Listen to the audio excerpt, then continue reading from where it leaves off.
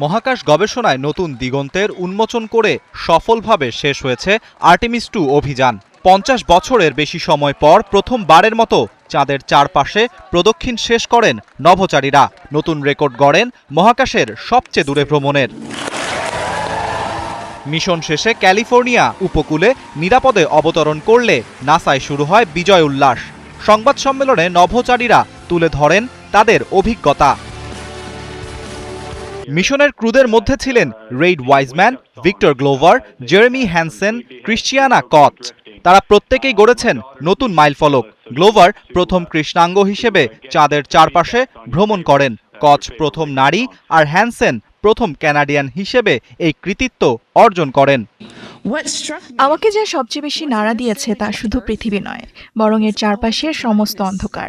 পৃথিবীকে শুধু একটি গ্রহ নয়, বরং অন্ধকার মহাবিশ্বে ঝুলে থাকা একটি লাইফ বোটের মতো মনে হয়েছে। গভীর মহাকাশে যাত্রার সময় তারা ধারণ করেন হাজারো ছবি, প্রত্যক্ষ করেন সূর্যগ্রহণ এবং চন্দ্রপৃষ্ঠে উল্কাপাতের মতো বিরল দৃশ্য।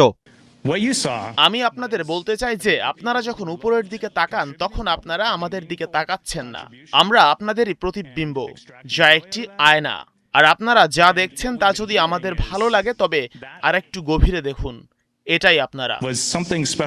নাসার প্রশাসক জ্যারেড আইজ্যাকম্যান বলেন, এই মিশন মানব জাতির স্বপ্নকে আবারও জাগিয়ে তুলেছে, যেখানে শৈশবের কল্পনা বাস্তব অভিযানে রূপ নেয়। আমরা যা কিছুর মধ্যে দিয়ে গিয়েছি তা বর্ণনা করা কঠিন। আমরা যা দেখেছি, যা করেছি এবং যাদের সাথে ছিলাম তার কৃতজ্ঞতা এতটাই বিশাল যে তা প্রকাশ করা সম্ভব নয়। পুরো মুহূর্তটাই ছিল অসাধারণ।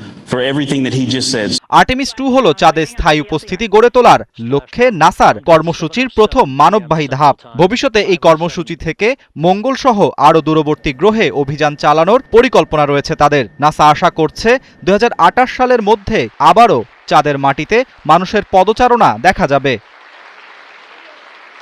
আরাফাত ইসলাম, 71।